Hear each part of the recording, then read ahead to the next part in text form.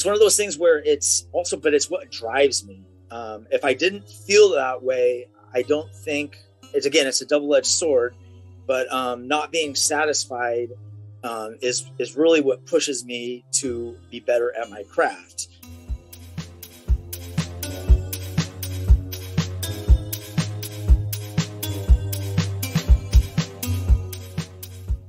Welcome to the Flying Fruit Bowl, a platform dedicated to the discussion and exploration of art and the creative process.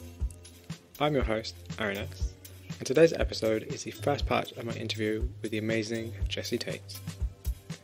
Jesse is a photographer based in the US who creates work that reflects on the ideals of the ordinary. Using photography, he aims to capture the feeling and atmosphere of a place, considering the way that human presence can be suggested through the use of colour and composition. So let's start where I start with everybody, which is just tell us a bit about yourself and how you became a photographer. All right. So I was a teacher for a long time, elementary school teacher, and I just really got burned out after that. I wasn't passionate about it anymore, and I wanted to do something creative, something that I felt passionate about that gave me purpose and meaning. And so I went into filmmaking and did this trade school. And they set you up with a mentor, and you would go on all of their shoots with them, and then they would teach you. And so you would learn all the different aspects of film. And but then that was the January, and then that March is when the pandemic hit, and so everything completely shut down.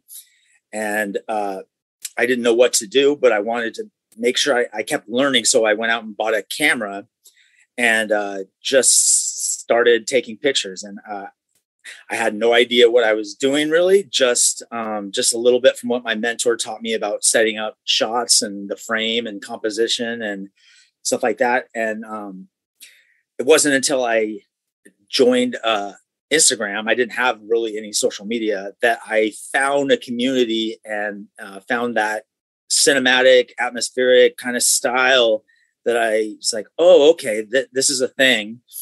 There's this style out there. It's not necessarily just postcard, which is what I had in my mind, is kind of postcard bridge, sunsets, skylines, which didn't really interest me, as beautiful as they can be. And that has been my influence. And so that's why I still kind of consider myself a beginner, because I don't really have an art background. My background is more in music. And so it's really been a learning curve. But I think there's a lot of parallels between, I guess, any art form, but a lot of my metaphors I make with photography has to do with music. There's just, I see a lot of the similarities in the learning curve and style and form and what you're trying to say and how, so that's how I got into it. And I've just become obsessed with it now. See, that's really interesting, because I know actually quite a lot of artists now who are also musicians and or have some kind of, they kind of either dabble in music or they're a musician themselves, or they have some kind of like leeway into music. It's kind of actually really interesting, the parallels between the two. It's quite surprising. So I definitely connect you to some people as well that I think, you could have really interesting conversations with.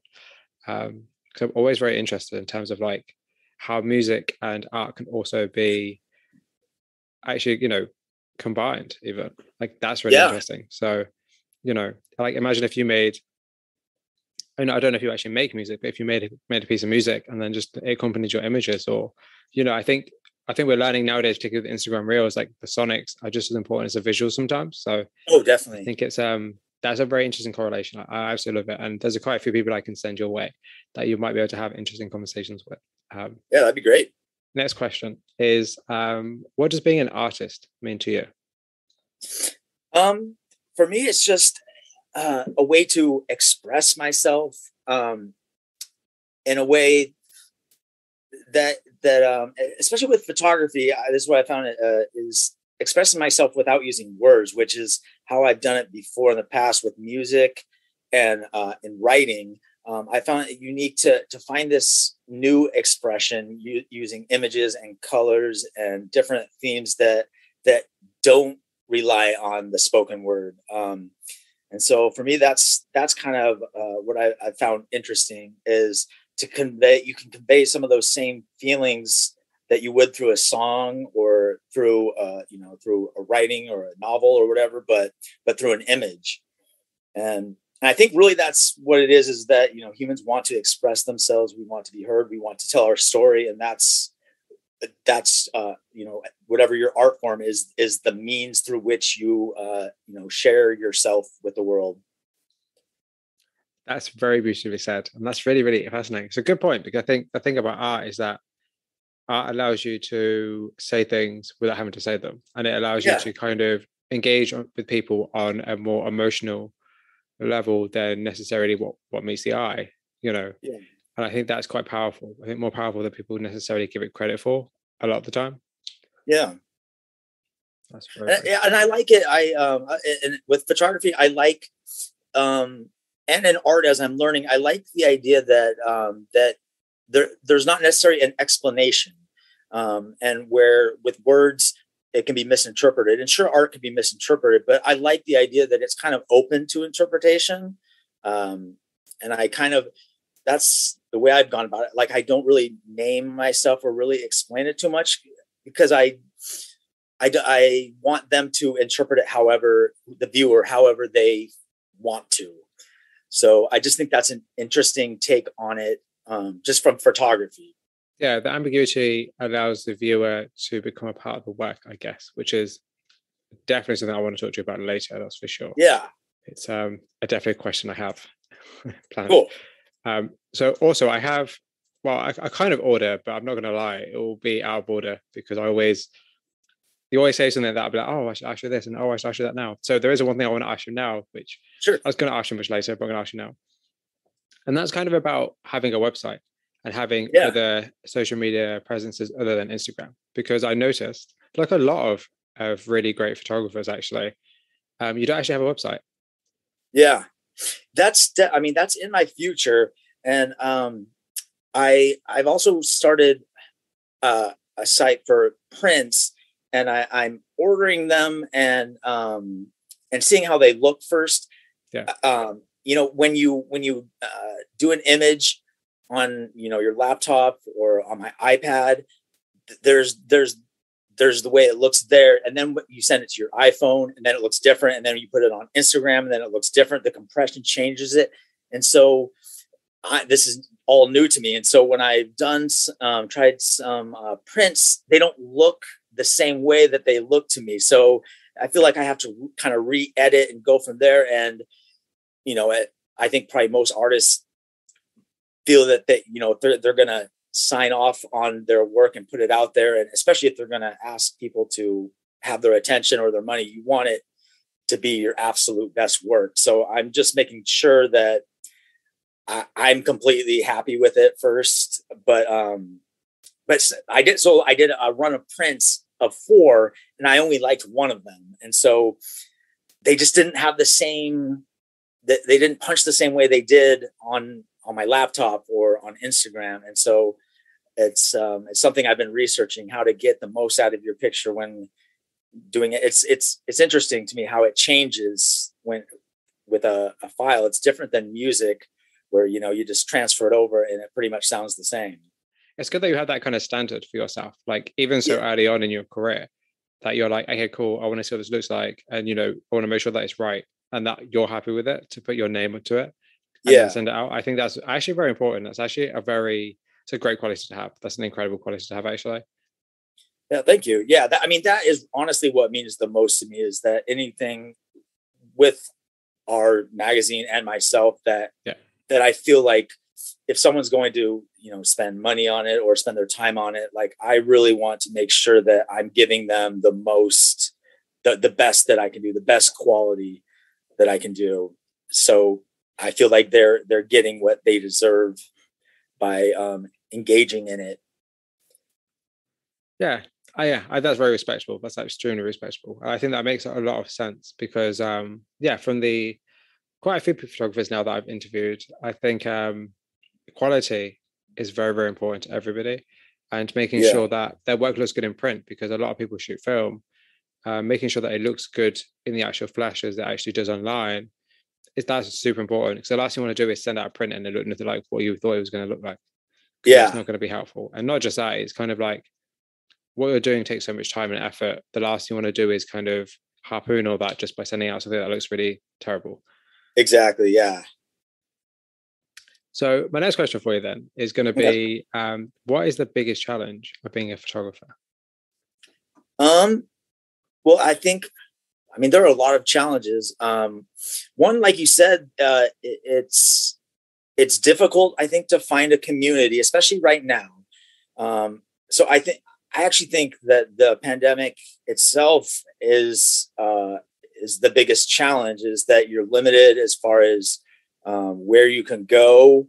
You're limited with where you can work, with who will work with you, how close you can be to them. Um, to me, honestly, another biggest challenge is, this is in my experience, is from the beginning of the pandemic to now, people's attitudes to seeing a man walking around with a camera has completely changed. To when I first went around, people were, oh, that's really cool, you have a camera, what are you doing, what kind of camera is that, to now it's instant suspicion. And I've had several people come up to me with their phone in their hand, filming me, thinking I'm casing their farmhouse or a landscape or their house. And I've really noticed the huge shifts in attitude. And at least once a week, I have someone really upset with me for being in a public space shooting photography, and their mind instantly seems to jump to, I'm up to something no good. So that's been a challenge for me. And I'm sensitive, and I am all about treating people with respect. And it's hard when someone doesn't come out and say, hey, I noticed that you're shooting, I'm just wondering what's going on. We've had some people break in, but when people come out and like, sir, what are you doing shooting my house? That's really difficult for me, because I just I could never see myself going up to a stranger that way. Right. It's jarring. That is such an interesting point, Yeah. because it's not something that we really think about when we think about going out and shooting images, because it's like more often than not you're alone, and more often than not you're going to these places that are probably a little bit more quieter than your average Yeah. city or town. And it's like you have to make sure you're very kind of conscious about how you appear, not even Yeah. just what you're doing. And I think that's actually, I've never thought about that in terms of, like, that is actually quite a risk you're taking, because you don't Yeah. know, particularly as well, like America, where the gun law is a bit looser. Well, it's not, Yes. we don't have a gun law over here, but it's a bit looser in terms of, like, you never know how people are going to react. You don't have people going to react first and foremost, So that is actually pretty crazy. Yeah. I think, That's actually something I wanted to pose on one of my posts, is just what people's experiences have been, just in general, but then yeah, also around the world.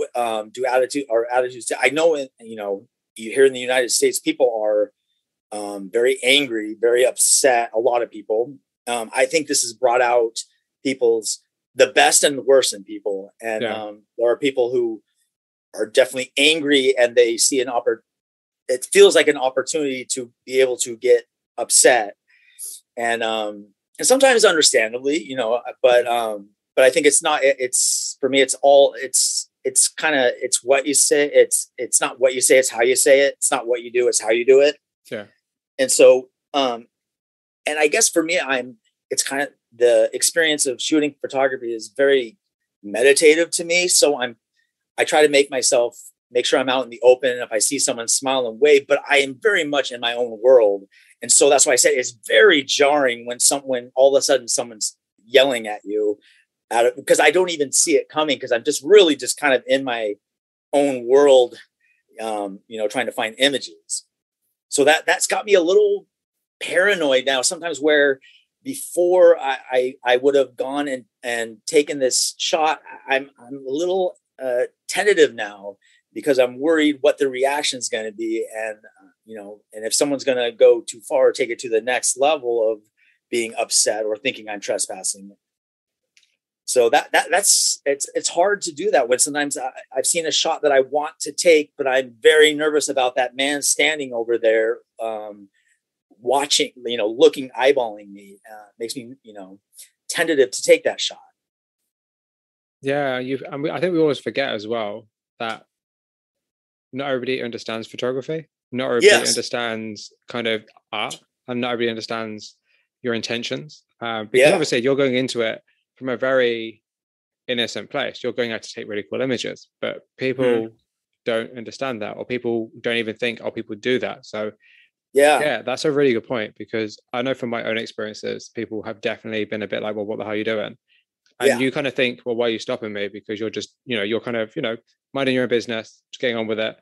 And then the people can be very like, oh, question, I don't like, to be honest, if I'm out doing on a photo shoot, I don't like to be questioned because I'm out doing that. That's what I'm doing in my time. Exactly. It's kind of, I'm happy to explain to people and show them and kind of get them involved if they want to be involved. But for the most part, like, I'm out here getting on with it because I've got a certain amount of time to do stuff in, and I need to, get on with it. So it's kind of like, yeah, it's very disruptive It is. to your practice. And I think it's absolutely something that we should be talking about more as photographers, like 100%. I think absolutely. Because it's something that I think we've all experienced to some point, but we actually don't really talk about. We don't really mention. That's a really good conversation to have. I think Yeah. should totally have that conversation. And I think you're actually one of the best people to have that conversation. So yeah, I think 100% do that. I think it'll be great. I think you'll get some interesting and horrific feedback, I think. Yeah. Yeah. I'm really interested in it as far as regionally, and not just within this country, but like Yeah. throughout the world, how attitudes are concerning that. Because I'm just, it's fascinating to me. It's interesting to me that I think, like you said, is people they really don't understand it because, like, for example, one time I was shooting from the street, shooting this building, a night shot with really cool lights on, and a security guard came up and asked, "What are you doing?" And I said, "Oh, I'm doing night photography." And he looked at me like, now I've heard everything. Night photography. And I was kind of like, well, have you ever seen a shot of the moon? Have you ever, like, he literally didn't believe that I invented night photography for some nefarious reason, that he really truly did not believe that such a thing existed. That's crazy. But Yeah. then that's crazy. But the thing that I find crazy about this whole situation is that if you were to pull your phone out, people wouldn't even bat an eyelid. Exactly. That's I know that's what I say too when I have this conversation with other friends, is if I really was pulling some Ocean 11 stuff here and casing your joint, I would just use a phone. Yeah. Not a camera. That's so interesting. I had the exact same thought. It frustrates me so much because you walk around town or you walk in any city and people are on their phones, people are recording themselves and you in the background without your permission. Yeah. But you take a camera out of your bag and people are suddenly staring, what the hell are you doing? You didn't ask my permission. It's like, well, you're doing exactly the same thing with a phone. Yeah. But it's fine. I don't know. It's just something that I've noticed over the years and something that I don't like. Like the city I live in, if I want to shoot in the city centre, I have to have permission. And it's like, but why? It's a public space. Like I don't need to have permission. It's a public space. But at the same time, I also understand permission is always important to get. But it's also like, who'd you get it from? Yeah. So, I don't know. I've been in London before shooting images for somebody and we were stopped by security guys and they were like, oh, you need to come with us because, you're shooting images and you haven't got permission. And it's like, and they're like, they sit you down and be like, oh, what are you doing? And it's like, well, it's not really any of your business as long as I'm not hurting anybody and I'm not doing anything illegal. It's kind of not really your business. And not just that, like, I just don't really understand, like, why are you stopping me because I have a camera? Yeah, if I took my phone out, you wouldn't. It's just, I don't know. It's it is. It bothers me. It bothers me greatly, I think, because it limits what we can do as creatives. And all we're trying to do is be creative. Yeah. I think, if you're putting your camera in somebody's face when they ask you not to, that's a different matter. Mm-hmm. But if you're just taking images of especially if it's like buildings, like you're not even taking pictures of people, it's just buildings. So it's not even like you're invading somebody's space. Yeah. I mean, one could argue you are, but like, their personal space. I don't know. I don't know. I think it's true. It's like I think the phone, because it's everywhere, it's just become socially acceptable, and maybe it's the novelty of the camera that triggers something. I don't know. It's an interesting conversation to have. Yeah, absolutely. And actually, out of curiosity, have you ever tried like street photography? I've done a little bit with Nico, but I kind of consider walking down a street, even if it's in a suburb, street photography kind of, or walking, even if it's in a suburb, I consider that kind of a form of street photography personally. I don't know if it fits the exact definition, but as like what you think of like a New York street photography, where it's, the people walking across the street and the buildings in the background. I don't know, Portland in our town right now is not a great place to go to. It's really, there's a lot of violence and just a lot of problems going on. And I really don't like to visit it when I don't have to. So I kind of like staying out in the suburbs and out further out where there's more space, more freedom. And that's just kind of where I've been at. Is I do like it, but there's just not been the pull for me to go downtown to the urban centers and really shoot that much, except when I was working with Nico and he lived there, and that gave me a reason to go.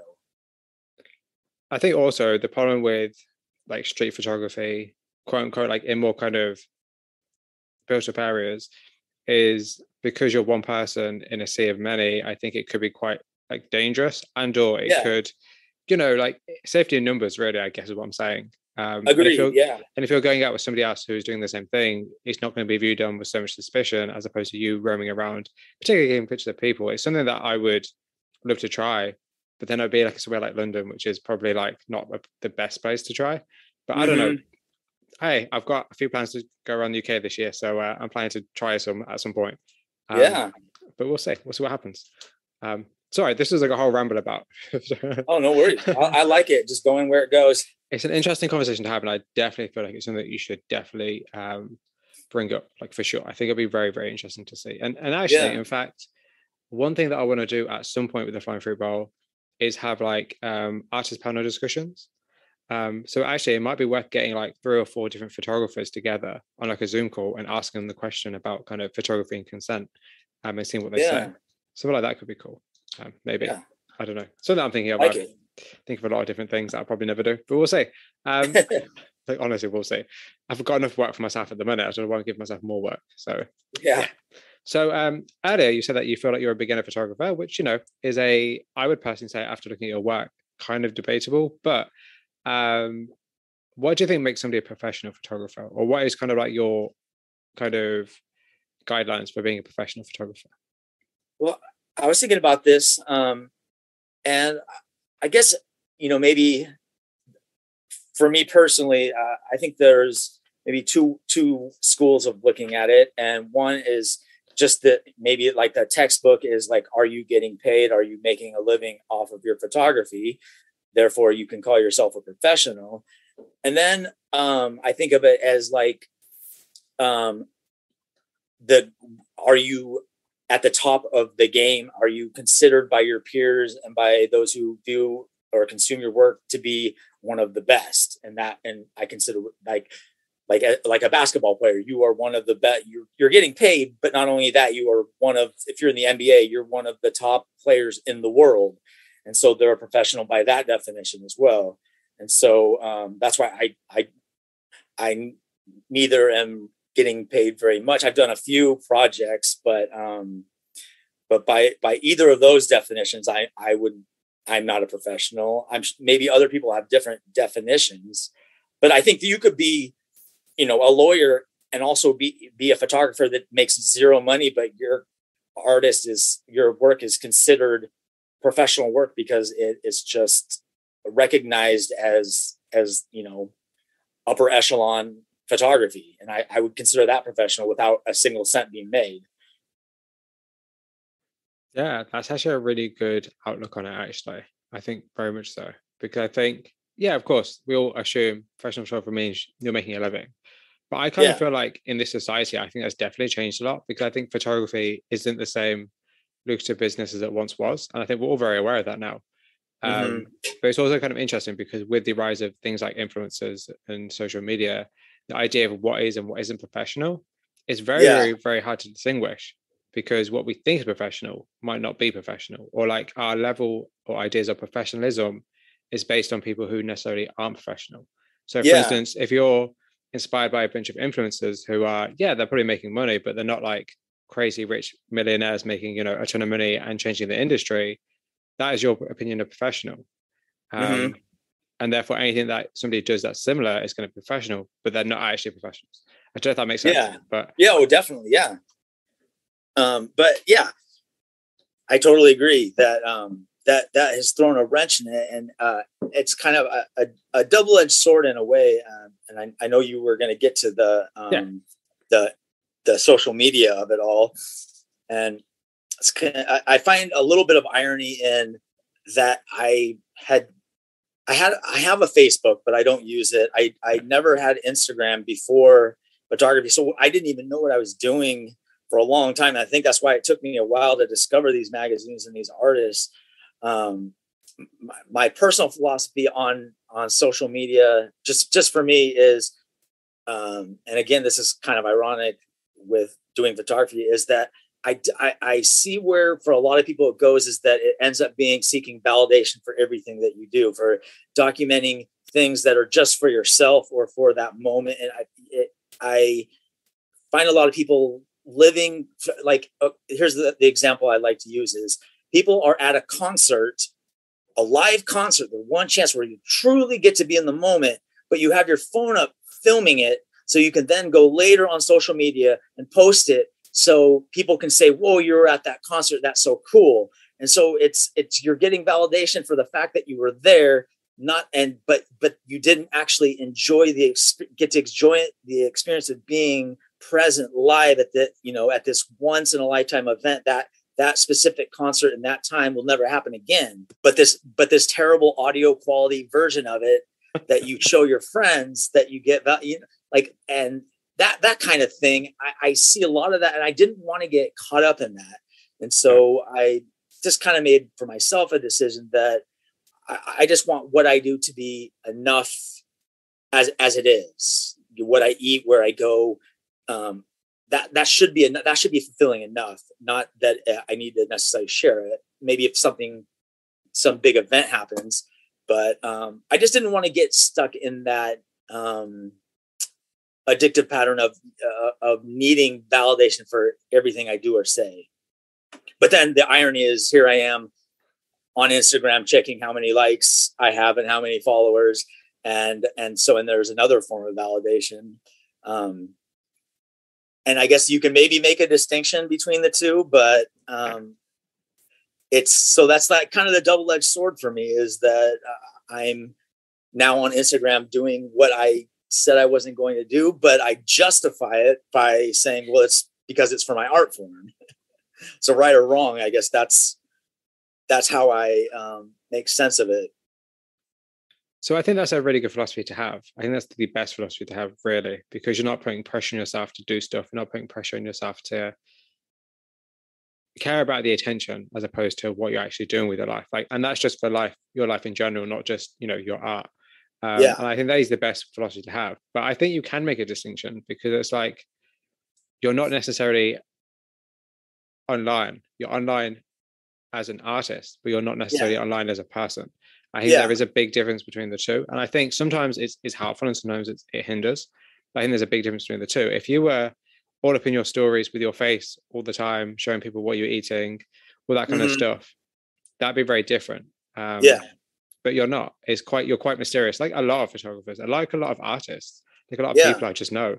You're very mysterious because we don't really know you. We just see your work because that's what you're interested in showing. And I think that's the distinction you've made there just by doing that. So that's what's interesting, I think.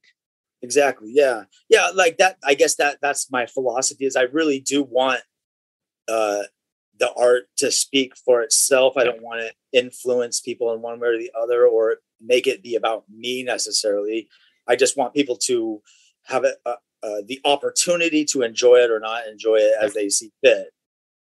Yeah. It's definitely interesting for me as somebody who looks at a lot of different artists and engage with a lot of different artists, how people kind of have very different opinions and very different kind of ways of approaching the whole idea of artist and personality, and which one is kind of like the dominant nature. Because, and actually that leads me on to a question I must ask you now, actually. So I was talking to a really great photographer called I'm Surrounded By. such a lovely guy, such a great artist. I will send you his work later.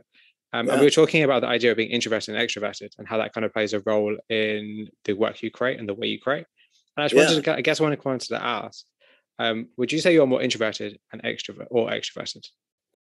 I honestly, I think I'm a hybrid, but I think my go-to, my set is introvert, but it's kind of mood and situational based. I can be an extrovert in certain situations, but when definitely in new places and with strangers and stuff, I tend to go into introvert and introspective more. And I think that does, like I said, in my example with not taking some shots sometimes, I think where someone who's a little more extra, more gregarious, more, might just say, I don't care. I am getting this picture no matter what. I don't, what other people think of me, what they say to me does not bother me. I'm getting this shot. And with me, I'm more introspective, thinking, okay, what is this person going to think if I do this? Are they going to, and if they say something, is it going to ruin my day? And then I'm not going to want to shoot anymore. And so that it affects my decision making, and it affects where I shoot too. That's actually really interesting, because I just feel like people's personality and their nature is very, like, it has a lot of bearing on the way they are and what, as you said, what they're willing to do and what they're not willing to do. There are a lot of artists that I personally know who are very good at promoting themselves and very good at being like, oh, everybody look at what I'm doing, or this is what I'm doing, how cool is it? Whereas then a lot of artists I know are very much not like that. They'd rather just create the work and put it out there. And if people like it, they like it. If they don't, they don't. They're not like needing people to see what they're doing. They're almost passive, but not in a negative way, as opposed to engaging in a negative way, if that makes sense. Oh yeah, that makes total sense. The one thing though that this mentor I'm working with now, and when I told him, I'm looking to, make this into a career of, because there's so many directions you can go with photography, and not all of it is the art that you want to do. It's maybe, family portraits or real estate or whatever. And this is what he swears to me, and I've kind of read this in some articles, is that the number one most important thing is your business and people sense, and then number two is being an adequate artist. And that makes sense to me. And so the self-promotion, the business savvy, that totally makes sense. And that's something I'm not a natural at, because I am a little bit more passive.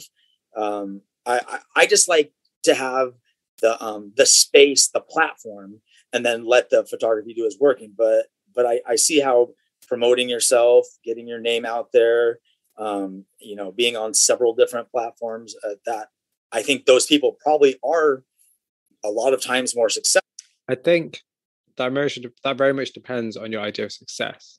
And your idea of, well, actually, I just feel like looks are very deceiving, if I'm honest. I think in this society, I think what we consider successful and what we consider people, quote unquote, doing well, I don't think it's necessarily, and that's not being negative, I just don't think it's necessarily always all it's cracked up to be. I don't think. And I think it's very easy to look at a really great photographer and be like, damn, I wish I was doing that. Or like, you look at somebody else and be like, oh, this person's really made it. They know what they're doing. Because especially with the algorithm, nobody knows what they're doing. Oh my God. On any platform. So it's not like people have cracked it. And unless you're friends with, the people who run Instagram and TikTok, you're not going to get, it's literally just part luck, part hard work. And, I don't know, there's a lot of, I don't know. Sometimes the thing is, like, I see a lot of, especially photographers,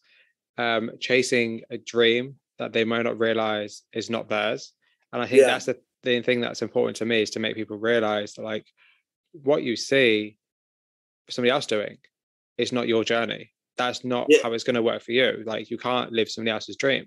You can admire what people are doing, and you can be inspired to do something similar, but it's not going to work out in the same way for you. If you see somebody with, 10,000 followers and they're making a ton of money and they're selling prints, that doesn't mean that when you get 10,000 followers, you'll be making a lot of money selling prints. Like Exactly. It doesn't match up. And I think we forget that very easily. We kind of feel like, oh, this person's doing this, I need to be doing that. And that's actually not the way you need to do it at all. I think you need to just focus on what makes you happy first and foremost, and what makes you satisfied with the time you're spending, because it's your life you're dedicating to the craft.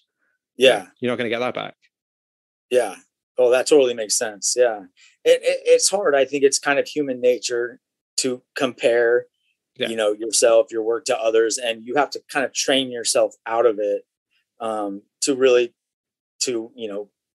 be in competition with yourself to be better than you were yesterday, or better you continue to evolve. It's very difficult. It's one of those things that we all say, but then probably most of us struggle with, is like, when you're giving advice, we're amazing at giving the advice, but not as great as at following our own advice, whether it be relationships or, work or whatever. We know it, but it's so ingrained in us. We kind of have to retrain ourselves, because there are definitely photographers on there that I am envious of, that I feel their work's amazing. And I feel like, oh, I'm never going to be that good. And then I have to kind of stop myself and think, no, I physically will make myself look at my earlier work and then look at newer work and say, no, I'm better now. I see improvements. I'm getting better. And this person's journey. And another thing I tell myself, and this just happens to work for me, is I remind myself of this all the time, that such and such was already, in my eyes, great before I picked up a camera. So I try to keep that. For me, that just something clicks in that, oh, got you. This person has spent, they put in the hours, they put in the time before you even picked up a camera. So it's not even fair for yourself to even to go in that direction of comparing. Yeah, that's so true. You're right, because we forget that everybody has their own past, and they have their history of their craft, and what they have and what they haven't done, and how much time they have or haven't spent.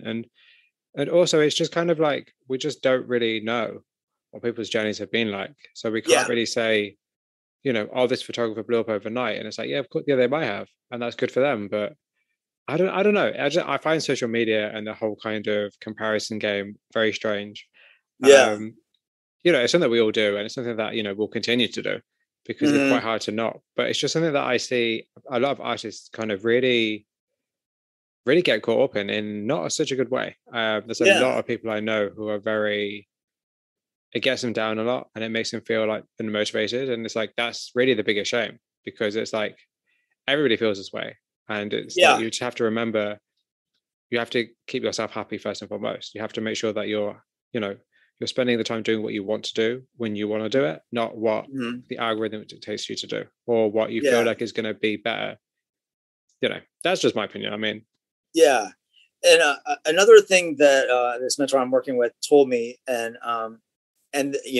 this, we have similar personalities, and I explained to him that, as I'm kind of a beginner, and so when I show, someone who's more experienced, that I show them my work, I feel kind of like a fraud, and maybe that sounds too harsh, but he said, I feel the exact same way, and I have always felt the exact same way, and I still feel that way. And he's been doing it 20 years, and he would be what you consider successful or professional, and it's one of those things where it's what drives me. If I didn't feel that way, I don't think it's a double-edged sword, but not being satisfied is really what pushes me to be better at my craft. And so if it weren't because I think if you are satisfied at anything that you do, then you're not going to improve. You're not going to evolve. If you're like, okay, I've made it, I am amazing at photography, I don't see where then that inner drive would come from. That's just speaking for me personally. Other people might have a different experience, but for me, that is. But the thing is to know that that doesn't change, and it reminds me of a documentary I watched on happiness, and they did this survey of, they interviewed people about money, and they asked people who made 10,000 a year, how much is a lot of money? And they said 100,000. And they asked people who made 100,000 a year, how much is a lot of money? And they said 1,000,000. And they asked people who made 1,000,000 a year, how much is a lot of money? And they said 1,000,000,000, which is this idea that we adjust. We humans are just have this amazing ability to adjust to our circumstances. And there is something wired into us that there's this never enough that you have to, you have to really try to train out of yourself. Because there are people that are billionaires that believe that that's not very much money. But if you had asked their younger self that was broke, they would say that's plenty. But it's just that lack. I think, it doesn't serve to come from this place of lack, that it's not enough. It's good to reflect on, okay, where was I and now where am I, and where do I want to go, and try to stay as neutral as you can be about it, and not being like positive or negative necessarily, but just an honest assessment. I really agree with that. No, I really agree with that. And I think it's actually really funny, because that's actually a conversation I actually had with one of my colleagues, my work colleagues, not that long ago, about the idea that, particularly when it comes to finances, like what you have is never enough. Like, yeah, you might be in a better financial situation now than you were a year ago. Yeah, it's still not enough. Yeah, a year ago, you would have loved to be in the position you're in now. It's weird. It's so weird. And actually, I actually had this conversation with another friend, artist friend of mine. And I said to her, the one thing I tell people nowadays, and the piece of advice I'm giving to everybody nowadays is, be grateful for what you have now, because there was a time in your life where you didn't have it, and you would have wanted it. It would have been like right now, where you are right now would have been the pinnacle.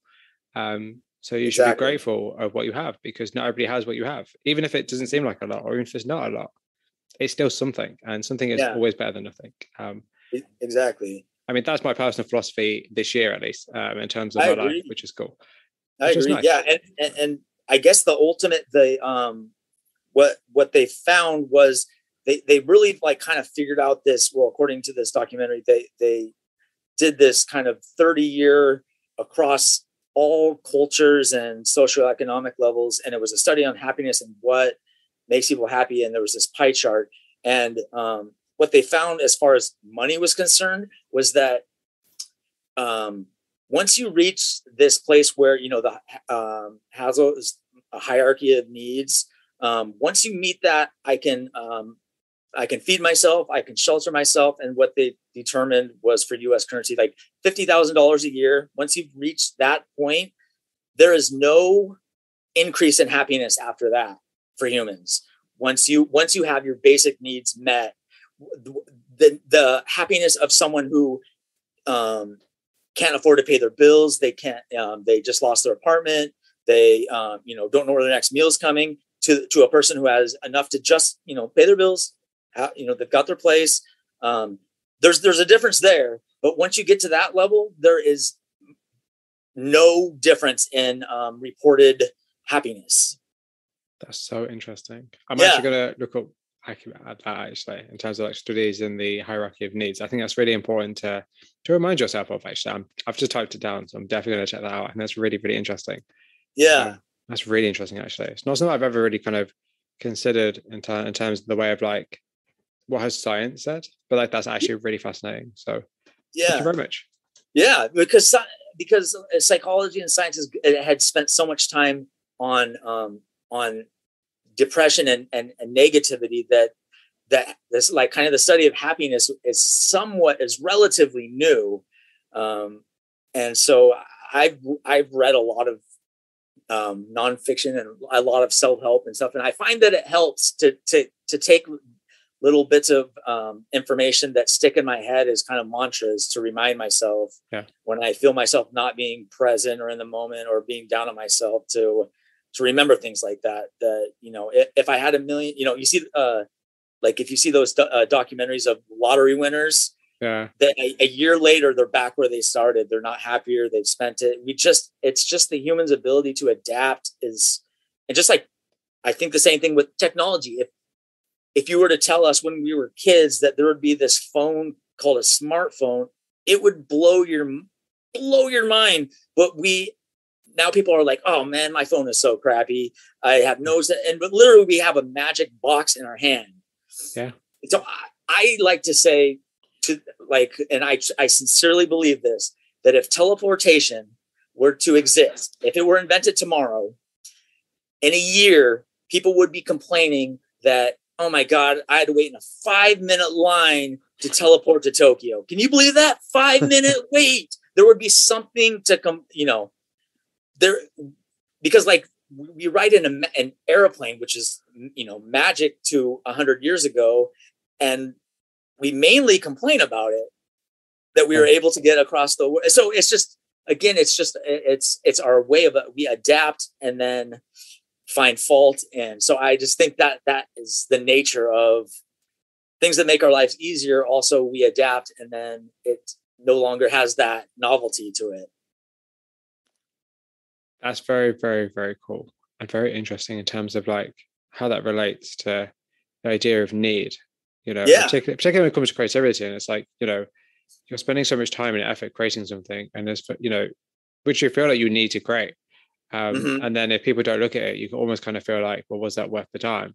And then you doubt yourself. And then because you're doubting yourself, your whole career is up in kind of like flames. And you're like, oh, and then it's like, your self-worth is, lower. And it's just kind of a whole, I don't know. It's a very damaging. It can be very damaging to people. And I think many careers have been lost because of, kind of not really thinking about things in a more positive way, or kind of realizing that, maybe quite cynically that, it doesn't really matter that much. Like if you get 1 million views or 10 views, it doesn't really matter, because unless your bank balance is moving up, nothing you do really matters. And even that will not even matter depending on your circumstances. Sometimes making money can also be a problem, particularly if you have to pay taxes. I mean, exactly. I don't know. We live in a very strange world. That's all I know. We do, yeah. Right. So that's interesting. Let's get onto your work, because we haven't actually. Okay, yeah. I'm so sorry. We've been here for like almost an hour and we haven't gone to your work yet. I do apologize. It's all right. I like having the conversation. Listen, as long as that's okay with you, that's perfectly fine with me. I just want to make sure, because I feel like I don't want to waste your time. No. I'm enjoying this. I mean, I had a feeling after talking to Nico that we would be, because Nico and I have had conversations, and he likes to talk too, and that's perfect.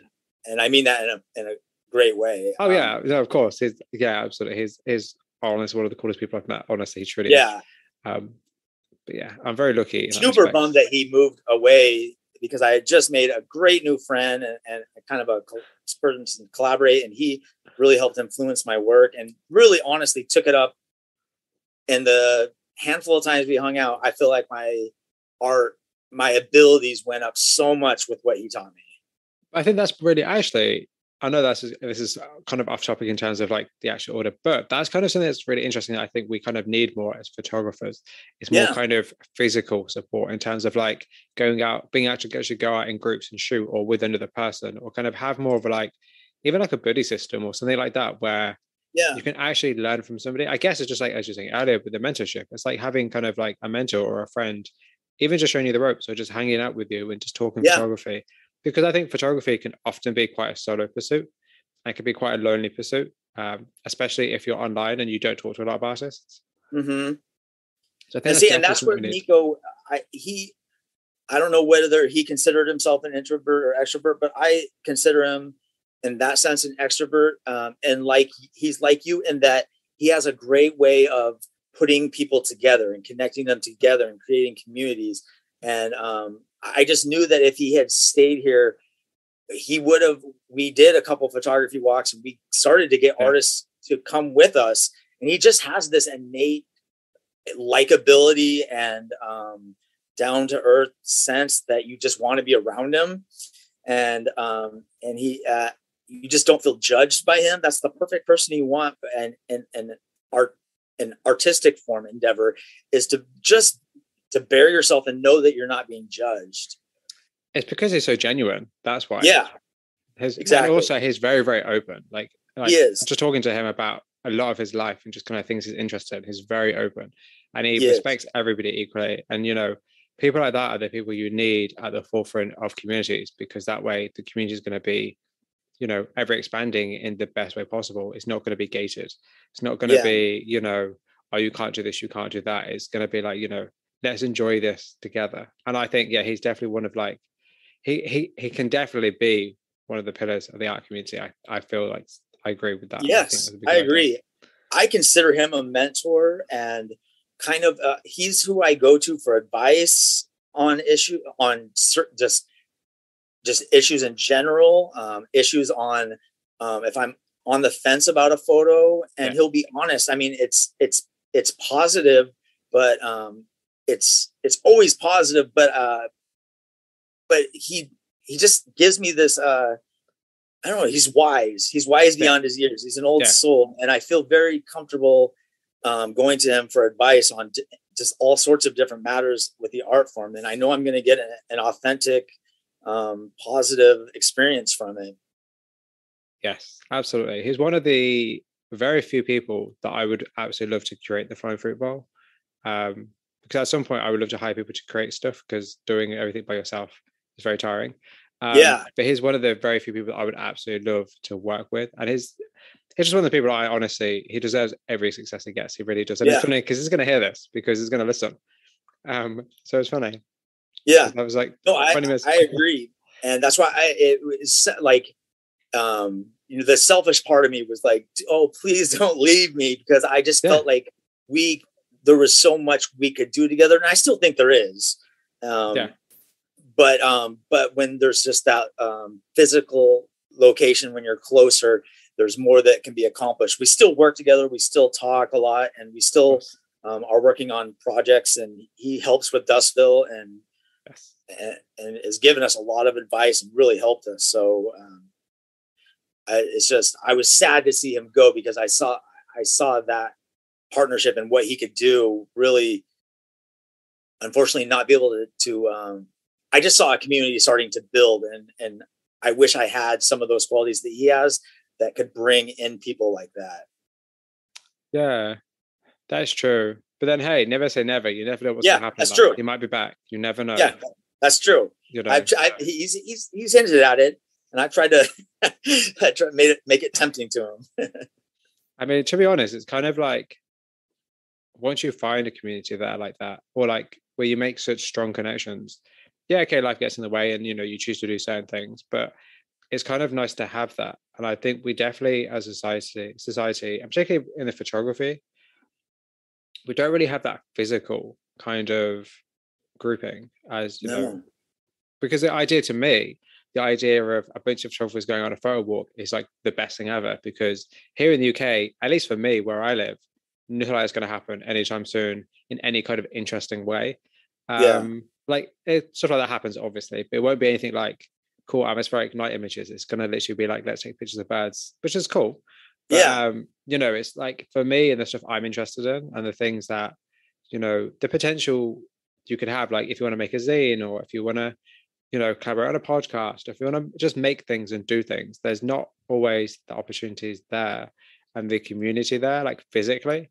I kind of feel like it's kind of a shame, but it's also kind of good, because, you know, as we'll definitely go into much later, like you are also doing that with Dustville. So, you know, which I want to quickly say before this is a conversation we're going to have a lot later, but that is probably my favorite Instagram account, probably. Oh, that's awesome. Thank you. Which is, honestly, I have notification turned on. I need to literally see anything you post anytime. So yeah, honestly, it's one of my favorites. It seriously is. And it's like, anytime I can support it, I sure as hell will. I appreciate because you do such a good job, like such a good job. But hey, I'll fanboy over you later, so that's perfect. All right, sounds good. So, okay, let's get into your work. All right, sounds good. So, for those who haven't seen it, can you please describe your work? I would describe my work as atmospheric and moody, you know, kind of landscape work. Just, it's mainly shot outdoors, and it's mainly close to me. I like finding stuff within my area, and I like taking a scene and creating something where someone who has passed it doesn't even recognize that that's what I shot. which is I've showed pictures to friends and they're like, "Oh, that's really cool. Where is that?" I'm like, "That's down the street from you." And that's one of my favorite reactions is, "Oh, that's really cool. Where is that?" And it's something, and it's a spot that they know so well. And I think that's the beauty of art, or what I like to convey is what you see with your eyes, with our senses. And now how can I take that and find something that's interesting and create a different mood or atmosphere than what you would see with your own senses? And so I guess that's how I describe it, is moody, atmospheric photography. And it ends up being, I think, colder feeling, and sometimes ominous or creepy, and not necessarily intentionally or consciously, but it's just how it has kind of happened. So do you consider that the images you shoot are in the reality we live in, or are they their own separate reality? Wow, I haven't considered that. I mean, I don't know. That's a great question. I consider them, I think I consider them our reality, but it's looking at it in a different way. Like when I first started, my kind of philosophy was, okay, the human stands up and looks from a 90-degree angle at the world.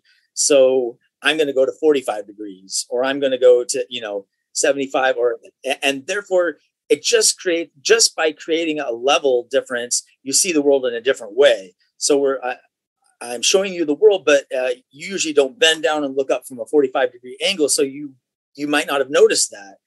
And I kind of moved from that a little bit more to being able to do with playing with editing and with colors and atmosphere, that same kind of thing. Like this is the world I see with my eyes, but whoa, I never imagined that it could look like this. Yeah, because I think one of the paradoxes about photography, and especially film as in cinematography, is that you're using the real world to take images, but the images aren't necessarily of the real world Yeah. at the end. And the idea of like photographic reality is something I've always been fascinated with. And this kind of idea is like, how does capturing an image at a moment in time and then editing it affect the actual place you're taking the image of? And just a really interesting question to ask people and how they feel about their own work, because it's like you were present when these images were shot. So yeah, you're conscious of everything that happened within that time space. Yeah. Versus the viewer, we only just see the final image and we're presented with this place. It's almost like liminal spaces, which is what I bring up with probably almost every photographer I've spoken to. We see these places that seem a bit odd and strange and a bit off, but to whoever actually exists in that space, that's normal. So the kind of very act of, I guess, engaging the viewer and kind of just showing the viewer something different to what they normally see is kind of like the purpose of your work, I guess. I don't know. It's kind of interesting the way reality works in images, especially. Exactly.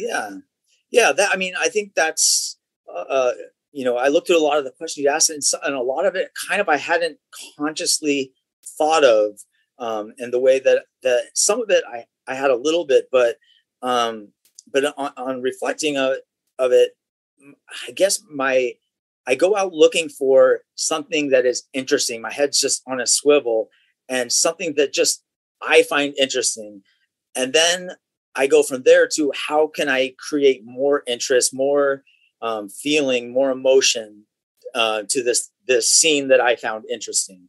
And I guess that's what I hope to invoke is whether it's some visceral reaction or emotion that you have, or just that this is interesting. This isn't what I see every day. This isn't what I see with my own two eyes when I experience reality. I guess that's kind of my intent is, and so for me, it's funny is I was dating a woman who, and we had this kind of debate that she wasn't a photographer, but she was a hiker. And she swore, she was adamant that when you take a picture, you must post the picture as is, because that is the world as you see it. And I said, my response always was, I respect that, but you have to take into consideration that our senses see the world as three-dimensional. And by taking a picture of it, you have now condensed it into 2 dimensions. So it really, I disagree that is what you saw. I think that's a copy of what you saw that has been flattened, has been, reframed and structured in a different way. So while the editing thing could be a totally different thing, and I understand why people are maybe, don't feel you should edit or whatever. I think, and this is just same thing with music, is some people with bands are like, if you can't do it live, you shouldn't do it in the studio. Some people are like purists like that, or you should record live because that's how you sound. And I'm of the belief that you do whatever it takes to make the image that you have in your head, your vision, come true. And so whatever you can do editing wise, whatever vision you have in your head, whatever tools you have to make that a reality, you do that. But I understand why other people think, no, that's not pure. But I just think with that argument of that's exactly what I saw, and by changing it, I'm changing what I saw. I a little bit disagree with that, because the act of taking a photograph does change it. So yeah, I agree with you. And I think that actually kind of comes down, I guess, now I'm thinking about it, to kind of how educated people are in terms of the history of photography. Because, Mm-hmm. I think for a lot of people who I like to call like the general public, who are not Yeah. necessarily creative, or at least kind of, wait, let me phrase that, who are not necessarily involved in a creative practice. That's probably a good way Yeah. to put it. I think they fail to realize that there are different elements to photography. A lot of people just see the whole, oh, let's take a picture, this is a selfie, this is real life, this is me posting, whatever, even though it's probably photoshopped. But people see Mm-hmm. it as in like photography is a reflection of the world, not photography is a vehicle to capture the world. They're 2 very different things. Mm-hmm. And the world you're capturing isn't necessarily the world we live in. It could be an alternative kind of reality through editing. It's like Yeah. there's a lot of layers to photography that I think maybe the general public don't necessarily even realize exist, because, unless you're in that creative field and you're kind of doing that kind of work, you're not necessarily going to realize that. So Yeah, yeah, that makes sense. Yeah, it's the same thing I think of. Again, I like to use music a lot, but I think before you learn an instrument, I think most people hear the music as a whole, a yeah, unified one thing, and they like it or they dislike it. But then you learn the instruments, and then you hear the pieces, you hear the parts. You're like, there's the bass, there's the snare drum, there's the kick, there's the guitar, there's the lead. Here's the harmony, and so you see it in pieces. You don't just see it as a collective whole that is a thing that sounds good to you or doesn't sound good to you. And same thing with photography. I when I looked at a picture before, I just saw the image. Do I like it or do I not? And now I see, okay, I see that is this a composite, or is this been edited? Have they added color? Have they dodged and burned it? You see it as layers and levels to it. And so I think that's just something that, and I'm sure that's the case in any art form or any technical yeah. skill is, to a layman, you see the whole, but to someone who's done it, that you see the intricacies of it, you see the pieces that create that. That's a great way to explain that. That's such a good way to explain it. And that's actually so true. Like, it makes me think of like music. Like, I make a bit of music, nothing cool.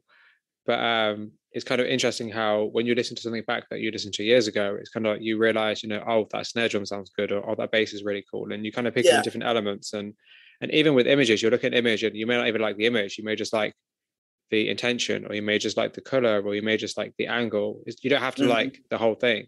You can like elements too. Yeah. And I think that's also very important to realize, because I think a lot of people just think you either like an image or you don't, when actually, particularly for us creative types, it's not that at all. Most of the time, we don't even like the whole thing. There's something about it we like, I um, agree. which is very interesting. I've said that because I was just thinking about something I posted earlier. I'm like, oh, um, I actually have a book. Well, it's a PDF that you might be very interested in. It's Okay. called Photography and Time by David Campany. Okay. I don't know if you've ever read anything by David Campany, but if you Mm-mm. haven't, I would recommend you read his book, The Cinematic. I need to buy it. I read it when I was doing a degree in photography, Okay. and I used it for my dissertation. And I've just got a PDF. I'll send it over. It's about cinema and time and photography. It's a very interesting read. It's one of those books that I read that have really resonated with me and kind of in a way affected the way I do things, or at least my thoughts on photography. So I'll send it over to you because I have a PDF version of one of them. The other one I'll send a link Perfect. to. Yeah, that'd be great. And there's actually a couple of other PDFs I have about just kind of, because I'm weird like that, like kind of like reality and kind of like time and stuff, which I'll send over as well. I need to put up a link of resources somewhere at some point. Some I love some never ending to-do list. So I'll send some over though, because I have your email address if you like them. Yeah. Oh, definitely. Yeah. Okay, cool. It's the same thing as, any learning is, sometimes something just connects with you and makes you have an understanding in a different way that you hadn't, you hadn't understood it before. And for example, I did last summer, I went and I took a lesson, just one lesson from a photographer, and this is part of your question. So I hope you don't mind me preempting it. When you talk about, do you think of the person just looking at as an observer, like looking at the photo, or are they part of the experience of looking at the photo? And I before had just thought of the picture of itself, and then you're just merely looking at it and experiencing it. And he kind of explained to me the idea of imagining yourself being the eyes, and then and so then where are things relative in space, and how distance and color and tone and shadowing changes the vibe you get from it. And so that really, and you mentioned me opening up more space, and that's what caused me to do that. Was I started picturing a person standing in that place and what they might be thinking or feeling, because when I go back to my older stuff, it feels more claustrophobic to me, as if a person wouldn't really be, if they were to be looking at this house or this tree, they wouldn't be standing there. That it would be too claustrophobic for them to take it in. And so I really played with opening that up more. So there's more space, there's more negative space there. It allows the person to step into it more. Yes, absolutely. I'm actually glad you brought that up. Okay, I might as well just transition to that question now, because I don't know if I'm assuming you know which image I'm talking about. Yeah. But there's an image that you shot where it's through like a moving car, and we see the car's headlights in the road in front. And honestly, that is an image I would love a print of. I'm currently buying print. I'm on a little mini print spray at the minute. So if you are making prints of that image, please let me know, because I would love to own it. I think it's incredible. Awesome, thank you. There's something about that image that I looked at and I was like, this is very different in the best possible way. And it's kind of, it's like one of those images that are really on my mind lately, in terms of like, oh, well, actually, I like this idea of being the observer as the viewer. And honestly, it's making me think about my own work. So honestly, it's great. It's such a good image. And could you just talk a bit about kind of like the backstory behind that image? I'm genuinely just really curious. Yeah. I guess it was kind of spontaneous, but also I was influenced by a picture that Dustville posted kind of towards the beginning, where someone did a picture and it was snowing, and the snow was kind of formed like you could see like the trail behind the snow, and I thought that had like almost like this Star Wars space travel effect, like you're going through the time warp or whatever, and so I was just out on a day where very few days when it snowed, and I just had this idea, just kind of at the moment that came to me, and it was on a road where no one else was on, except, very few people, and I was going pretty slow, and I just set it just right on my dash, and I took about 5 shots in a row, and when the first one, I knew it was going to kind of work, and then the one with the sign, it really worked, and it was kind of a lucky coincidence. Sometimes it's better to be lucky than good, kind of thing. But I really liked the way that turned out. It was, I would like to say I came up with it with no outside influence, but a picture definitely gave me that idea to give it a try. That's so cool. I think the fact that it was more spontaneous is actually even cooler. And again, let's go out of order because we might as well. But are you like, I'm more of a spontaneous photographer, or do you plan things? I would say both. I try to go out every day, or just about every day, at least 5 times a week. Wow. And I usually go with a location in mind. I scout a lot when I'm driving around, but more often than not, something catches my eye on the way there and I never make it to my destination. That's great. Yeah. I think some of my best shots are, I was on the way to this amazing building I found for a night shot. And then this show, I drove by and saw this tree and just pulled over and never made it to the original destination. And so I do go out and with kind of an idea of what I'm looking to do. Like, okay, tonight I'm looking to go out in the country and find something that interests me. I'm going to go out to this city where I know there's, power lines or trees.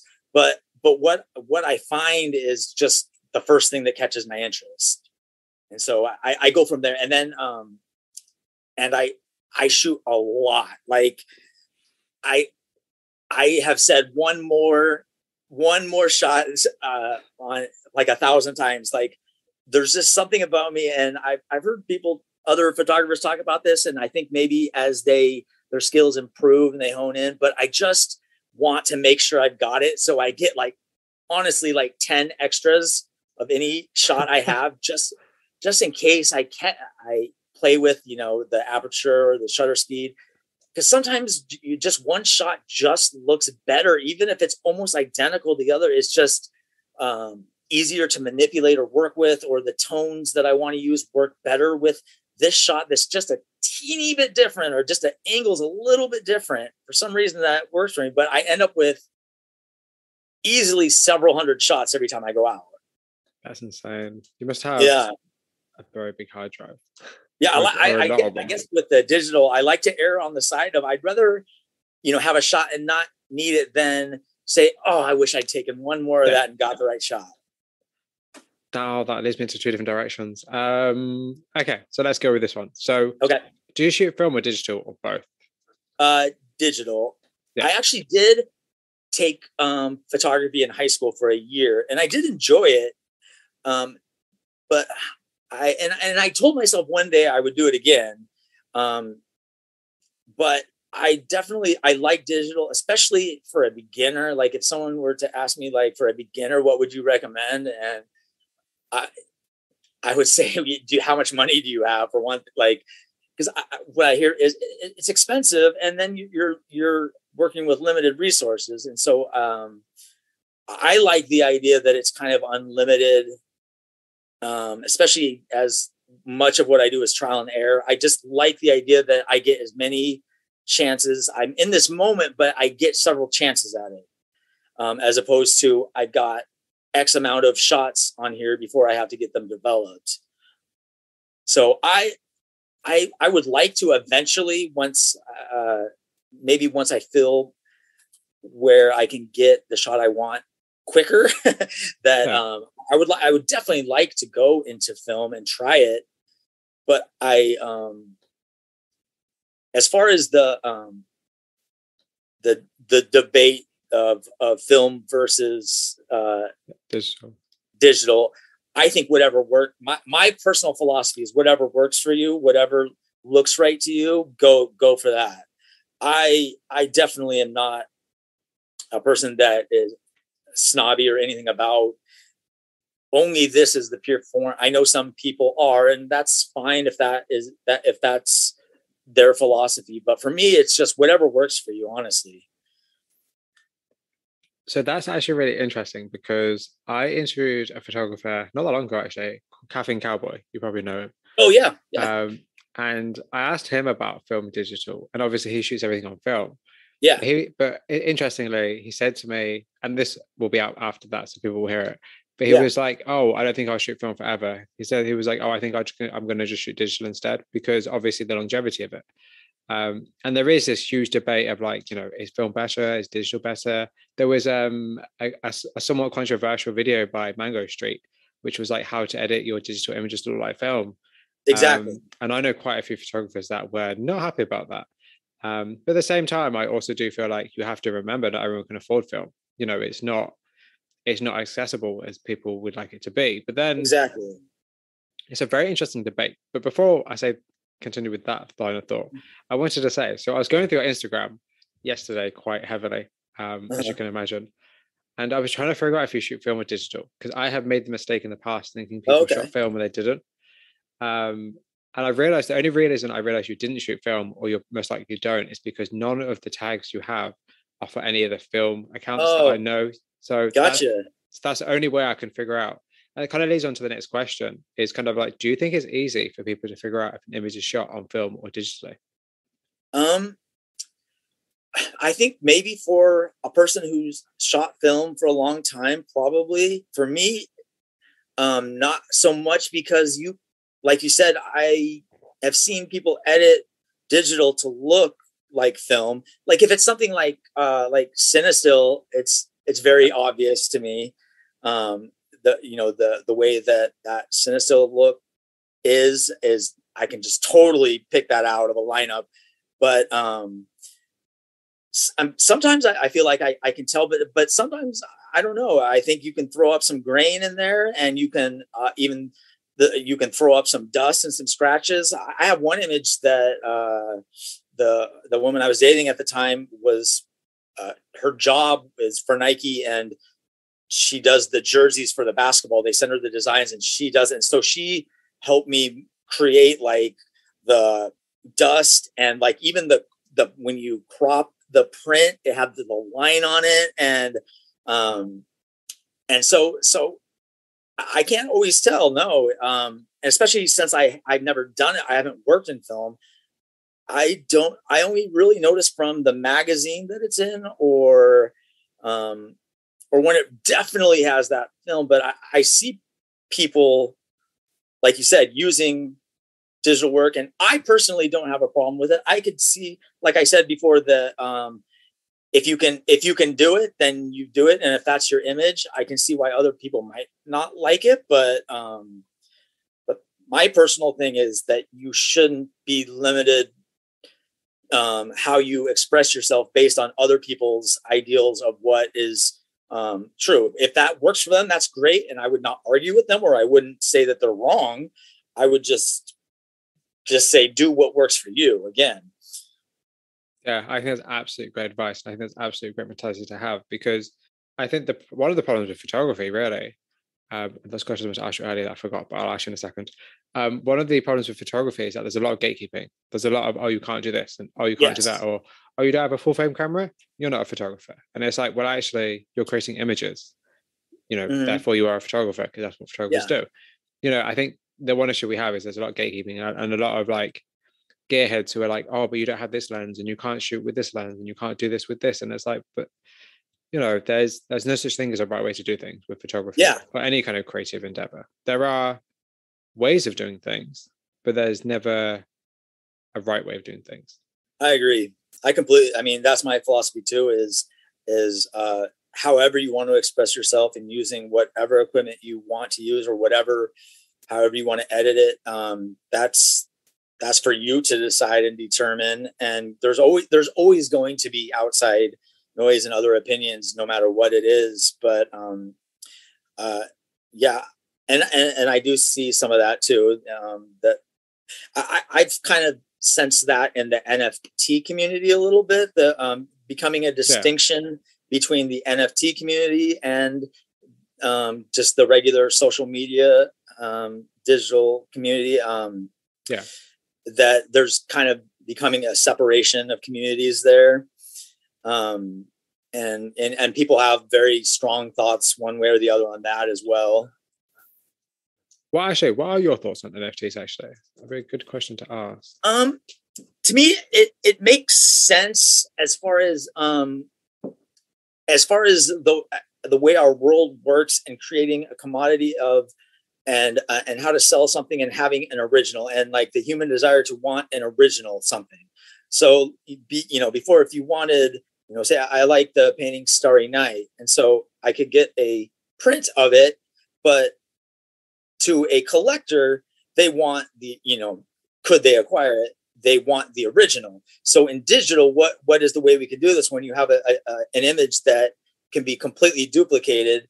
an NFT makes sense that I own this original. So it makes sense that evolution to me. And I've seen it in like people are doing it with like playing cards for like athletes, and people are using it.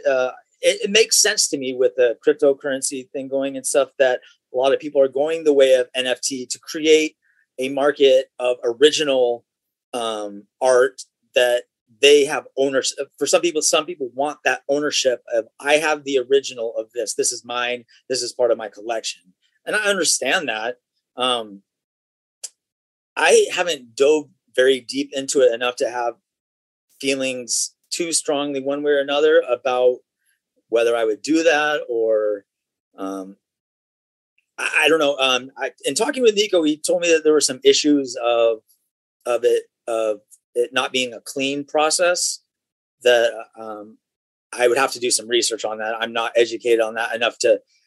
I would probably say it's an issue I'm not educated enough to give a real intelligent, informed response on. Just only in that, to me, it makes sense intellectually that's where I see, in capitalism and creating commodities of things and collecting, it totally makes sense that that's the next evolution of taking an art form and having someone own it. Yeah, I'm always curious about people's opinions on NFTs, because people have quite opposite opinions, and I've had quite a few interesting conversations with a lot of really cool artists about it. And I think it's just kind of, I don't know, I think it's still relatively quite new, and it's still relatively unknown. And I think there's so much kind of back and forth about, is it good or is it bad, or is it helpful, is it not helpful? And I think, there's just, I don't know, it's just a very interesting space to think about or talk about. And similarly to you, I'm definitely nowhere near as well informed as I probably should be. But then again, I also just kind of don't care to be, because for me, it's kind of like, it might just be a phase. It might also not be a phase. I don't know. For me, I like to kind of focus on what I'm doing now, to be very honest, rather than worry about what other people are doing that I don't have. Because again, that goes back to the philosophy of like, that's cool for them. If they're making millions of pounds, that's pretty cool. Yeah. But for me, not really going to be what I'm particularly interested in. Even if it could be a potential profit, I the way I live my life, I don't do things necessarily just for profit. I like to do things just for fun. Obviously, not everything. I have a job, not everything. But, it's kind of like, I don't know. I can look at somebody selling an NFT for, 6 million and be like, good for them, and not feel like, oh, I want a piece of that. So for me, I just leave NFTs with the people who understand. Like, but it's something I should probably think about or look into. But for now, it's just something I like to talk about and ask people's opinions about. Yeah. Yeah, I guess I don't have a real strong opinion about it one way or the other. I just accept it as a part of the reality. I try to believe in not resisting the reality of things, an argument that does nothing but, create turmoil and suffering for yourself if you resist it. So I just accept that seems to be where it's going. And like you said, it could be a phase or it could be where things are heading. But like you said, I try to just focus on what I'm doing and my goals. And right now, that's not really something I'm thinking about. So the question I wanted to ask you earlier that I didn't was, are there any misconceptions about photography that you don't like? Misconception. I don't know. Well, gosh, that's a good question. I think, I don't know if there's a misconception, but I think about what people is considered appropriate and not appropriate, or pornographic or not or what I guess censorship is an interesting thing for me. A misconception of, there's still, especially in the United States, we've got this puritanical background, and the body, the nude form is still looked at. It's still, not allowed on basic cable. It's interesting. It seems very arbitrary, because we can watch Arnold Schwarzenegger blow up 1 million human beings, which to me seems much more gratuitous than seeing just a nude form, not engaging in any, any sexual acts, but just appreciating it as an art form.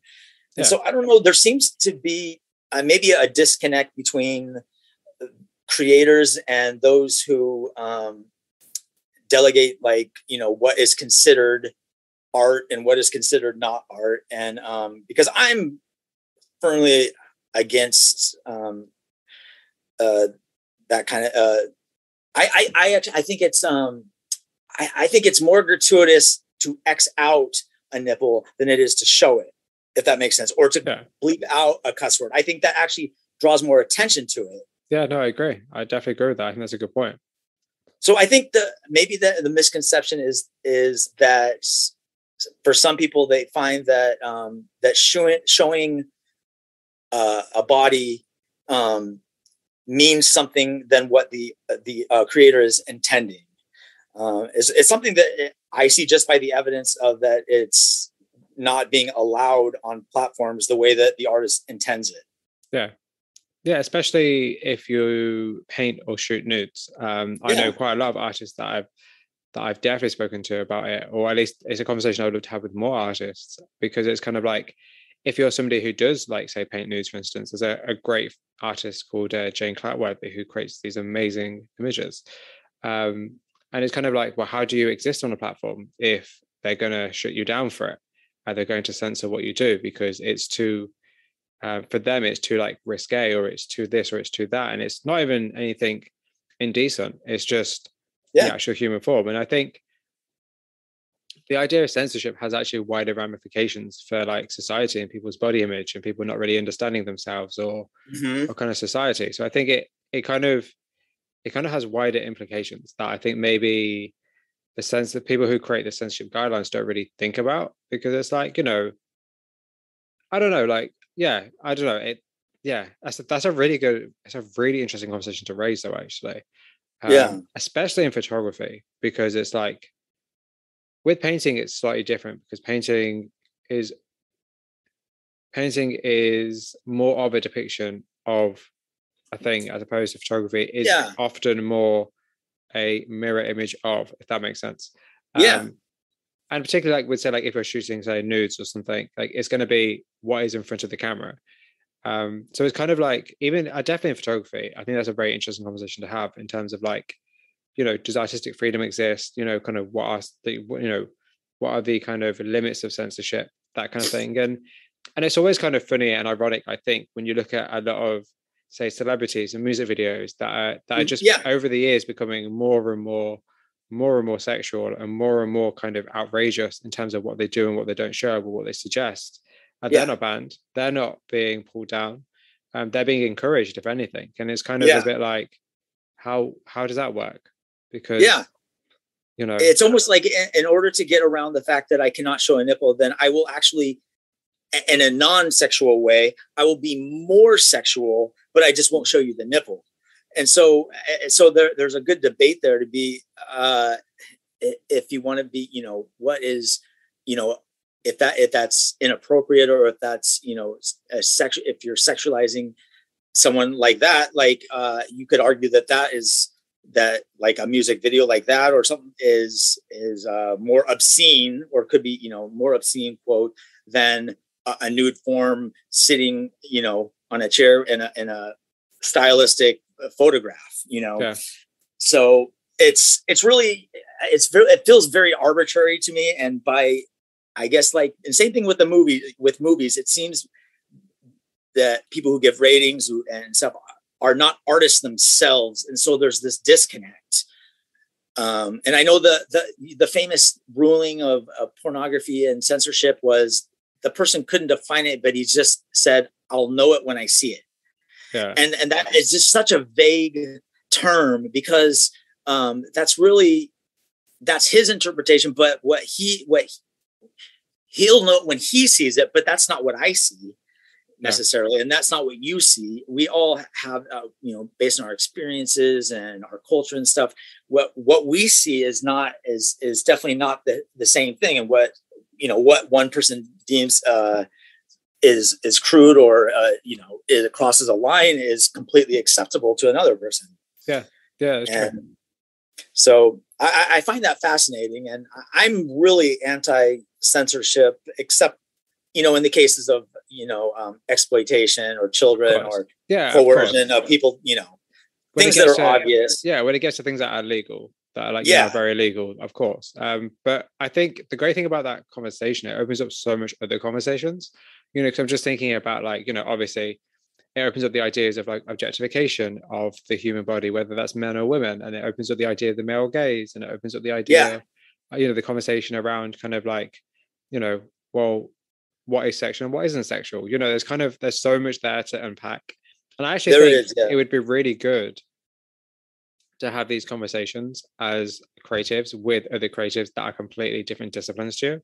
Like there are a bunch of artists that I can totally send you or recommend to you that would be such an interesting conversation to have with them and see their view as well. I think that'd be really interesting. I think it's stuff like that's like an important conversation to have because it affects everybody on some level. Like even in the sense of like, if you were to, I mean, the one thing that always gets me is like the amount of violence we see nowadays in like films and TV shows and, music videos in the media. I think it's insane. Yeah.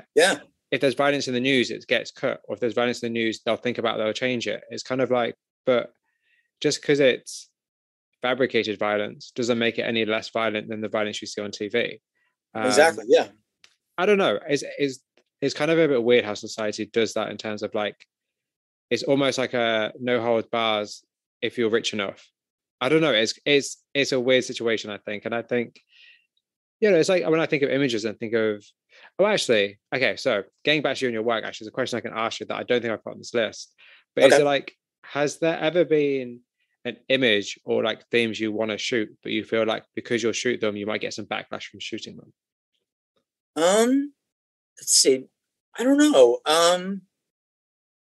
Well, I mean, I have done some nude portrait sessions and stuff.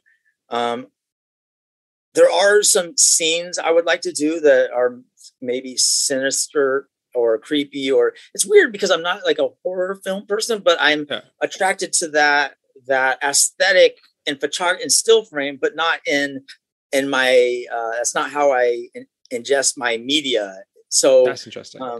So I guess the limitations I've had so far, honestly, are a lack of humans to work with to create scenes. That's something I'd like to go into. And it's frustrating because I just, I have one or two buddies, who are married, who I can get out for 20 minutes here and there. Yeah. And a lot of the women I have I'm friends with just do not want, they feel self-conscious and they don't, which is totally fine. Like I don't like to be in front of the camera either, but I guess there's not any too much, like so much content, but as far as the capability to create some things that I want to create that I can't because partly the times, partly it's like you said, it's so isolating. It's hard to find unless you're maybe a well-known, you do portraits and your name's out there. And so people are contacting you. I don't have that. So there's a lot of themes and subjects and scenes that I don't get to do right now that I'd like to do. I don't know about, I mean, I when I do something really experimental, I sometimes worry that I might go too far and that it's just not good. It's just garbage. You know what I mean? Sometimes when I go, there's some shots I work on that are just so experimental that I'm honestly nervous because I don't even know if it's good or not, if that makes sense. Yeah, but that's the whole point. They're called experiment. That's experimental. Yeah, that's the whole point. That's kind of weird. That's a really strange way to be, because it's like the whole point. And I understand you because, and actually that leads very nicely into the next question. But I understand you because you kind of want things to be consistent and you want things to kind of flow well. But I think also there's a photographer who's a good friend of mine now called Passe, and his work is incredible. And lately he's been doing stuff that's a bit more experimental, and I absolutely love it. I think it's great because it's nice to try something new, and it's nice to be changing, and it's nice to evolve, and it's nice to not just shoot the same house or the same tree or the same Yeah, street or the same landscape, because you're going to get bored of what you do eventually. exactly. And if you don't experiment, you're not going to grow. And if you don't grow, you're going to be doing the same thing. And unless you're Todd Hydo, it's not going to work out for you. Yeah, exactly. But yeah, so I guess my next question for you then really is about style and originality. And it's kind of like, do you think that your work is original? I don't think it's original. I kind of come from the school of nothing is exactly original. I think it's kind of all been done before in a way, because everyone is influenced by someone, and everyone, no one creates in a vacuum. And so there's always a little bit of someone else's work in it. So so there's that. On one hand, nothing is completely original in my mind, but then there is, yes, they are influenced by this, but they created a style that people aren't really doing, and that's that's original in that sense. But I don't think my stuff is like it's groundbreakingly original, but I think it's interesting. I think it's intriguing, and which I think is maybe just as important or is important, that that the content that it evokes something from you, and it doesn't necessarily have to be original. And I guess it really depends on what your definition of original is. Yeah, that's true. I mean, I think you could put my work in a genre, and so then is that considered original then, if you can categorize it? Or I guess it depends on the person. I don't see myself as creating work that's like no one else has done anything like this, but I think that when I put up a shot, no one has done this exact shot this exact way, and so there's an originality in that, if you want to think of it that way. So the reason I ask, and it's probably kind of more of a selfish question, I guess, because I look at a lot of atmospheric photographers. It's like something I'm heavily invested in. Very heavily invested in, because I absolutely love it. I just think that the whole genre, the whole imagery, it's just incredible. Like just the visuals are incredible, insane. But I do also feel like it gets quite repetitive after a while. It becomes a bit like you kind of almost sometimes can't distinguish who shot what, and like, how does this person differ from this person? And am I, like, particularly for me, like, you're probably I don't even know, which is bad. So you're probably like the 5th or 6th photographer that I've interviewed that is like an atmospheric photographer. And it's kind of, and I always ask myself, like, am I just repeating the same interview? Because I'm probably asking the same questions. And what I deliberately didn't do was copy and paste stuff from Nico's questions. Yeah. So, it's kind of like sometimes you can get very caught up in the genre and the kind of quote unquote rules of the aesthetic. And I'm kind of curious too, like, what do you think makes your work stand out from other photographers, if you think it does? Definitely. I think my work with color, which is again weird because I never was like color coordinated growing up, and I never really understood what went together, but I've just been so obsessed and spent so much time, so much trial and error with it, that I've come up with, I think, a kind of a distinct color scheme that that I'm still working on and still trying to improve and get better. I was inspired by the cover of this movie called Pathfinder. It was like a Middle Ages, like Viking movie that came out, and the cover, the poster, was this really crazy green. And I've been trying to replicate that forever.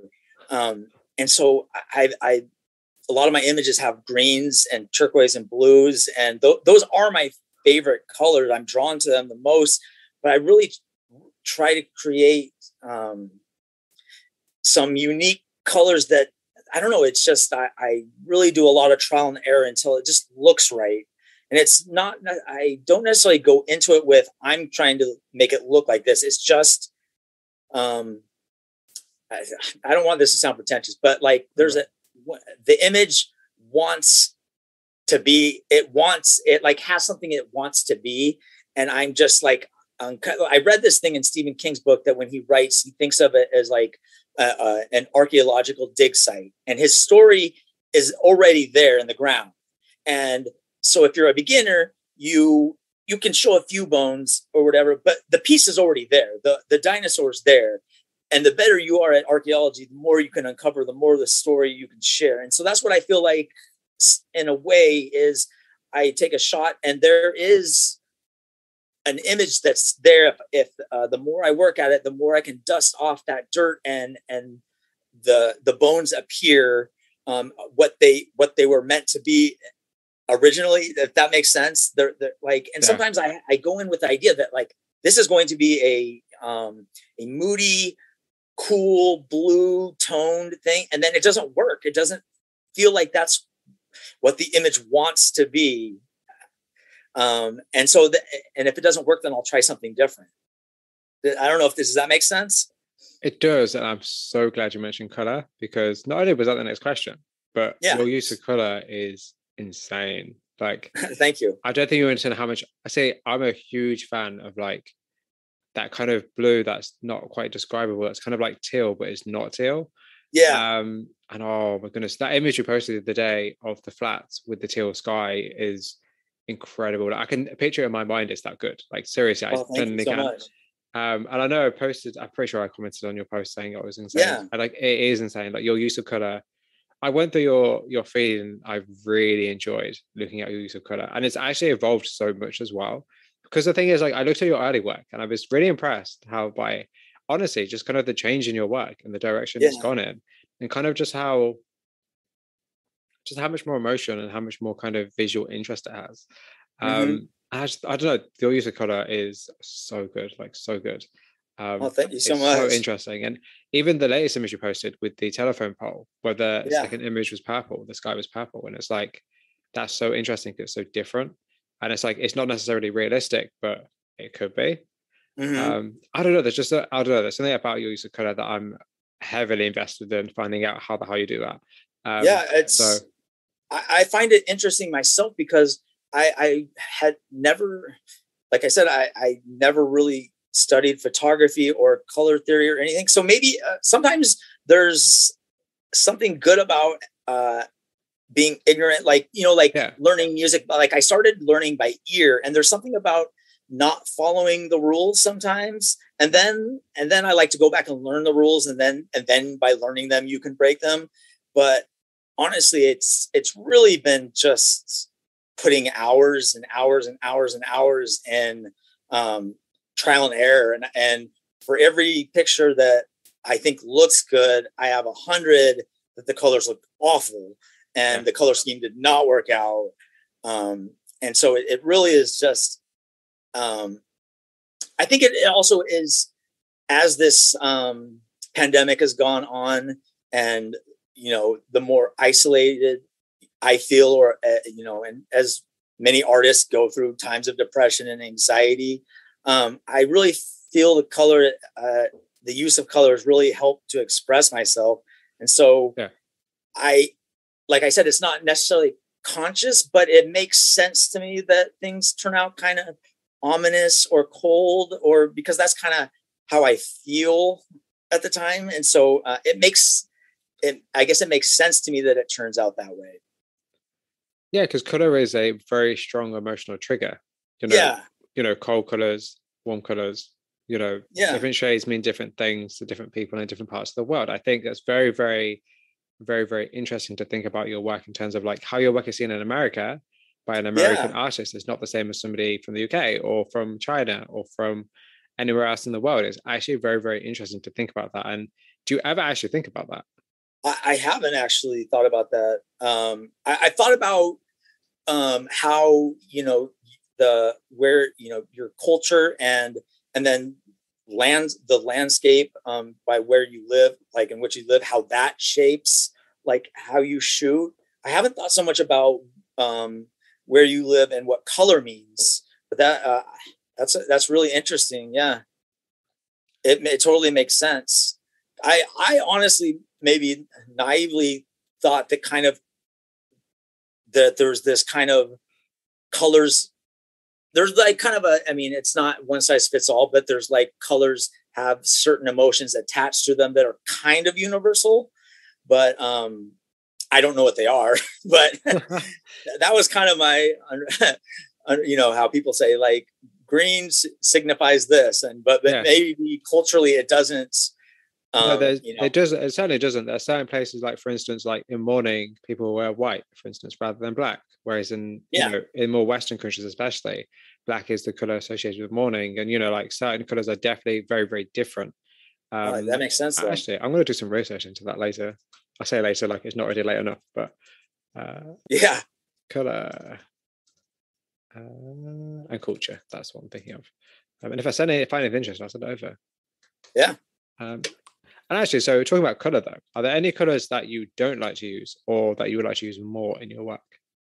I don't use a lot of purples, or pinks too much. It's not my favorite. I wouldn't mind incorporating a little more pink-ish, I think, in some shots. I don't know, for some reason that color doesn't. I don't feel. It doesn't feel as natural to me, naturally occurring in nature as much. It doesn't, like in flowers and stuff, but like when I do a lot of sky work, I feel like the blue, green, or the red, orange seems to fit better with sky, and creates a sky that we can look at and say like, this is not exactly how the sky looks, but this is still Earth kind of thing. Yeah. And I don't know. I it's funny, after you asked that question, I actually purposely played with purple to see what would come up, and it I haven't found a way to make it look right yet, I guess but I'd be interested in pursuing it. I'm also interested in pursuing some more like kind of brown, earthy tones, like kind of the post-apocalyptic that kind of, brown, grayish brown is darker, kind of like dust settling, like Mad Max kind of thing. I'd like to go into that. And then the like kind of like the new Blade Runner, I like the kind of that sky, the red and orange is really interesting to me. When I watch film too, I like for example, like the Matrix green, or like the Joker that just came out has that kind of that green, things like that. I love that when they got that, or any like Christopher Nolan film just has this, that just the cinematography is just amazing. So that's something I always look at, and that's kind of how I started. Is like when you do like an exterior shot of like a building or a road, in a film. That was kind of my first like introduction into that shot that they framed up where our protagonist is at this honky tonk bar. Like that's how I would go about setting up my shot for a bar or a gas station, because I thought of it in terms of like film, like where would they set up the camera to shoot this 1-2 second shot of showing us where they're at. Yeah, that's kind of, there's something interesting about, I mean, I guess it comes back to kind of like film, and the idea of like films are pretty much just, moving photographs. But I don't know, there's something about the correlation between films and photography that I just adore. I think there's something so interesting about it. I don't know, I'm super geeky like that. I think it's just so interesting. I can literally just spend a whole day looking at film stills and be like, this is cool and that's cool. And then it'll inform your work, because you'll think about color in a different way. You think about composition in a different way, and you think about lighting in a different way. It's like all the elements of photography are within film. Oh, Similarly, exactly. Yeah. Everything within film is within photography. And is moving image something you're interested in kind of working with maybe in the future? Oh, definitely. Yeah. That is film. It was like my first love. Yeah. That's why I'm impressed. And it still is. The thing my hesitancy, and what I do like about photography, and is that it's up to me and me alone, where film is very collaborative. And just like, and again, I'll go to the band. I know I use this a lot, but like in a band, I think bands don't succeed more because of you're only as strong as like your weakest link. And it's not so much the most talented bands, but it's just like a war of attrition. And the bands who can just stay together long enough. And that's like, I was in a band and we were good, but to get the same amount of energy and enthusiasm out of everyone is a very difficult thing to do. And same thing I see with film, how collaborative it is and how many people you need to rely upon. I like that photography, it's on me. I take the shot, I edit the shot, I post the shot, and my, success or my, or at least my workload, what I can produce is on me. And so I kind of like that. That's a really good consideration that I haven't actually thought of, because it's like, there's something very nice about being in control and being able to be like, this is what I want things. And that's a good point, because film is extremely collaborative. And that is actually a huge drawback in terms of like, you have to have a lot of people in one place, and you have to have, permissions to shoot in places, and you have to have the gear with you. And then it's like traveling costs and getting people together. And like, it's a process. Whereas in photography, you can literally just grab a camera, go out and shoot something and come back with work. Exactly. It's kind of interesting, actually. That's very that's what I love about it, honestly, is that in one day I could go out after this, shoot a shot, I could come home and edit it for several hours, and I probably wouldn't do it. I usually wait. Like some of the best advice I got was to always like step away from your work and then come back to it and then see if you still like it and then post it. Yes. And I've stuck by that I never post right after I finish editing, as I step away usually overnight. And then if it looks good to me the next day with a fresh set of eyes, then I post it. Yes. And so I like that, but within a 24-hour period, I can create a piece, where in film, there's just no way that you could do that.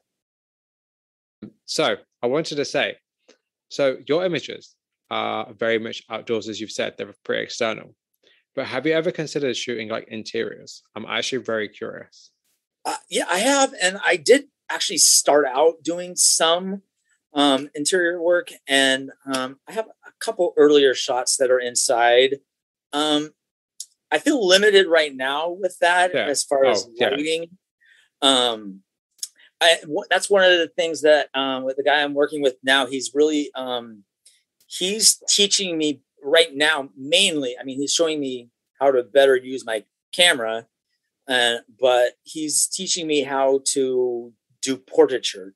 And so I'm learning lighting, and then, everything costs money. And so I'm slowly trying to build up my own kind of studio. My first goal is to create a kind of to go, like on the go grab bag, one light, the umbrella, the diffuser. And so I can just go out and shoot just like quick. And I don't know, I guess I consider myself kind of guerrilla because I'm in and out, but I definitely want to do more interior, but I want to subject more. I'm not super into the like urban X like thing that I see. I think it can be atmospheric if you find the right location, but again, that's I'm not sure exactly where I would go to do that. Have you ever heard of the photographer? You might not have, Nick Fancher. I don't think so. Right, he is one of the most incredible portrait photographers that I've ever seen. And I will send you his work. I'll send you quite a few portrait photographers definitely. That I like. I don't know any of them, but I like them and I've known their work for a long time. Yeah. Because there are some people creating some really interesting work. And there's a portrait photographer called Lindsay Adler, and she's very generous with like teaching and kind of behind the scenes stuff and kind of like showing her process, like very generous. So I love that. Honestly. Stuff like that I think would be really beneficial to you. I've got quite a lot of people I can send you that are very, very, very good portrait photographers. So that's my that is my next endeavor. Like I'm going to continue to do, what I do and hopefully, progress. But if I my idea is that once I get into portraiture, I will have a second site, probably a second page, because I do like, and I know you asked this, cohesion, and I think it will take on, I mean, I probably will do moody shots and stuff, but if they're, I think there's a distinction to be made between shots that are a landscape shot and a person is in it, and a person is the subject, and there happens to be a landscape behind it. Yeah, like environmental portraits. Yeah, exactly, like a portrait. And so anything that I do that would be just portrait, I don't feel would be cohesive with the current page I have right now. If that makes sense. I would want to do a separate page for that. But and again, I know one thing you asked is, and I'm preempting you again, if that's bad. Okay. No, is absolutely. You mentioned how I don't have a lot of subjects in my stuff, and part in I mean, I'd like to say, I do that because, like give you some really deep thing of, I do that because it takes away, but a lot of it has to do with just, I don't have that person. I've done it a little bit where I am that person, but when I want to use a person in a shot, I want to make sure I don't get, I see this a lot, and it can work, but it gets cliche to me of having a landscape, a night shot, and then there's just a person looking out, or there's just a person looking out off into the sunset. And well, it can work. Sometimes I wonder is like, what are we to think of this person? What are they doing? And are they adding to this picture? Or is it just so you have a subject? And I think it definitely can work and it looks good, but sometimes I wonder why is that person standing there looking out? And what is their motivation? And then if we're in that world, there is a part that is, if that person's in that world, then I'm not, perhaps. So there is a part that likes the idea of if I'm going into that theme of isolation and solitude, and with this pandemic, I think not having a person in it makes you feel more isolated, and it puts you in there, where I know some people just absolutely have said, this shot is awesome, but have you ever thought about putting a person here? And some people really want to see that there's a person, in the scene. And I would definitely like to do more of that, but I want to make sure, for the most part, not always, but that there's a sense of purpose, that there's something that they're telling a story, that they're doing something that we can like, or wonder about what they're doing. Like, I think like, Henry Film, or like Audrey, like, I think they do a great job of incorporating people where it's very interesting and you're curious about what is this stranger doing, walking through the, as opposed to just an outline of a figure for the sake of having a figure. I'm not saying that doesn't look good, but sometimes I think it gets repetitive. Of course. And that's again, like you said, there's, I don't want to like call anyone out or anything, but there's an artist who is like one of the most famous photographers of moody shots, whose work I think is absolutely incredible, insane.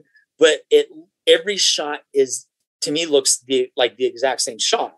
They created a style that is very copied and very incredible, but every shot is exactly that. And to me, on one hand, it's genius. And I'm like, wow, that's impressive. That's amazing. But on the other hand, every shot is that exact same shade, same feel, same thing, but it's just a different place. Like as if it was taken from one whole and then cut up into pieces, if that makes sense. So I guess that actually raises the really interesting kind of consideration between like, how cohesive do you really want your style to be? Because you're right, it might just get repetitive and boring because it's the same thing. It becomes predictable. Like, how do you create a visual style that is consistent but not predictable? Yeah. For me, part of that is the subject matter.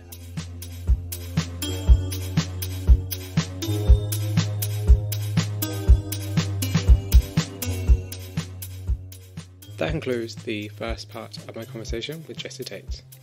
Thank you very much for listening. If you have any questions or comments about it, please send me an email at theflyingfruitbowl@gmail.com or get in touch via social media sites such as Instagram, Twitter and Facebook. The Flying Fruit Bowl audio interviews can now be found on a variety of sites such as Spotify, YouTube, Apple Music or wherever you listen to podcasts. If you like the show, please consider rating, reviewing, sharing or subscribing on any of those platforms. Also, please don't forget to check out theflyingfruitbowl.co.uk for daily art inspiration and written interviews. And if you're a creative, please get in touch for a chance to be featured or interviewed. The Flying Fruit Bowl now also has a Patreon page if you'd like to support the platform further. Tiers start from £1 and you can find more information over at patreon.com/theflyingfruitbowl. If monthly donations are not your thing, we now also have a PayPal for one-time donations. I'll include a link to our PayPal in the show notes.